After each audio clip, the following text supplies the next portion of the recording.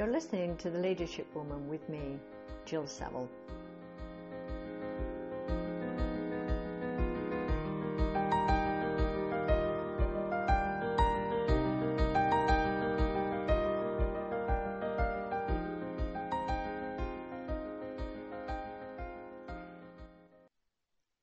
And what a week.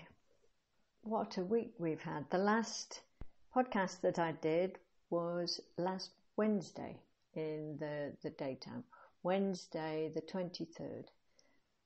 I feel as if it was the day before everything changed. And since then, I've been thinking, what on earth can I talk about? What should the next podcast be about? And who in the world has got time to listen to this? And coincidentally, one of my groups, we are looking at a book called The Gift by Dr. Edith Eger. And she was also in Auschwitz, and we understand Viktor Frankl. He wrote his book, Man's Search for Meaning, in 1945, and we probably have heard of him. Now, she is a more recent author. Why? Because for decades she didn't talk about her experiences, and even her family didn't know what she'd gone through. And one particular part of the book, she said, it took her decades to forgive herself for surviving. Decades to forgive herself for surviving. And the reason I want to mention that today is that I'm listening to many people, myself included, who feel guilty, probably, that we are relatively safe. We have moments of happiness. Our lives continue, and somehow we're feeling that this is wrong. And so what I wanted to talk about today is why we need to give ourselves permission for pleasure. It is not a bad thing to look after ourselves in these times. It is not wrong to charge our batteries, to try to find positive and optimistic things. This is not saying that we minimize in any way the reality of what is happening. But if you think about Shirzad Chamine in his book Positive Intelligence, he says that the pain, physical pain, can be useful. Physical pain can be useful. So if you put your hand on a hot stove, the pain is useful to say, this is something that you shouldn't do. You should move your hand. A split second. And he tells us that actually mental pain, mental anguish, is something that is also a good thing, in that it tells us that there is something wrong.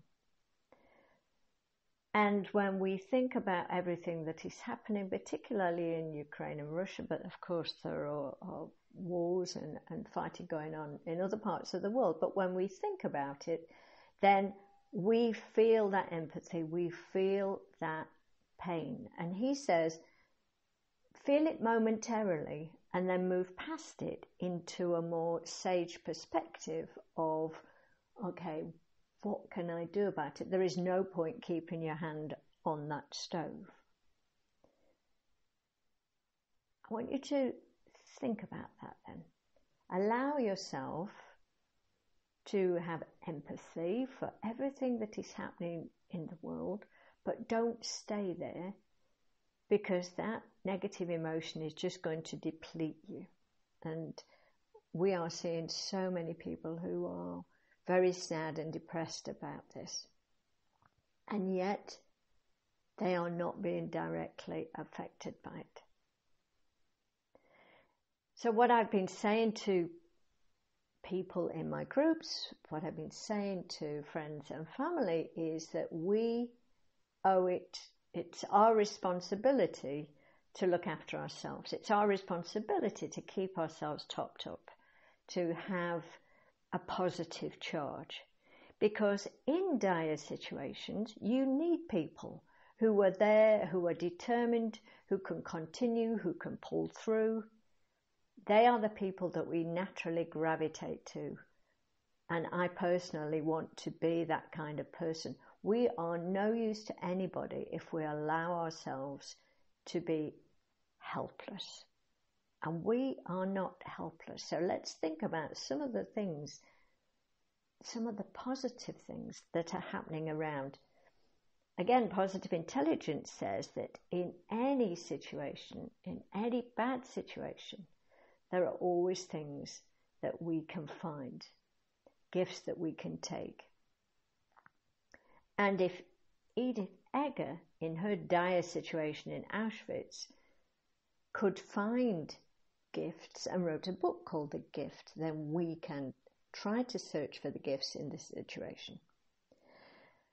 So the gifts are in 3 different contexts. So the first one is the gift of knowledge. So what I've been trying to do is read, have some knowledge, look at the history of Ukraine, listen to books from knowledgeable people about how Putin rose. There's something on Audible at the moment. So this is something, it's a theoretical thing, but it's so that I know something about what's happening. So what could you learn from this? The second thing is about power, the gift of power, meaning that we can build up our sage perspective. The sages are the positive parts of our brain. And we build those up really by having something to fight against. So in this situation, we are building up certainly our empathy. We are managing not only to empathize with people in our friends and family and immediate vicinity, but we are crossing borders in a way that Brexit damaged, just to mention that one word. But to see the people of Europe join together and have empathy for people who are outside of their nation, that is a really positive thing. So what power, what strength can you build up from this situation? Are you building up your own resilience?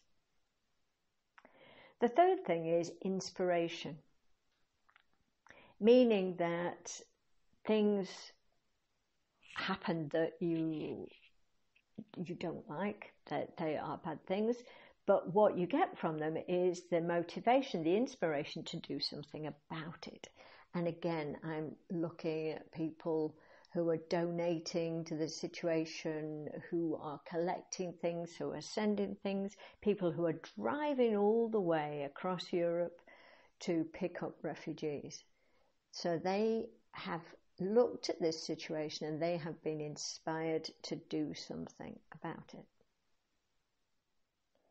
So I just want to finish where I started, because there are these things that we can find that are gifts that we can find from the situation, build up our knowledge, our power, our inspiration. And we can also decide our response. What are we going to do about it? Edith Eger said all she could decide, that was the only thing she could control, was how to respond to the terror and hopelessness that she felt. So we have the power to choose our thought. And when Edith Eger is talking about freedom, because fundamentally freedom was lost to her, but she said that the power to choose is the foundation of freedom. So what are you choosing to do? What is your response to this situation? It took her decades to forgive herself for surviving. And what I want for you today is to give yourself permission not to feel guilty, permission to have empathy so that you can discover things that you can do, you can make choices, you can be a realistic optimist, you understand the situation, but you are really finding what is the positive that you can do or you can think, and give yourself permission for pleasure. There are other things going on in the world. Don't criticize people for their passions, for the things that they're saying on Twitter, for their causes. There's still climate change going on.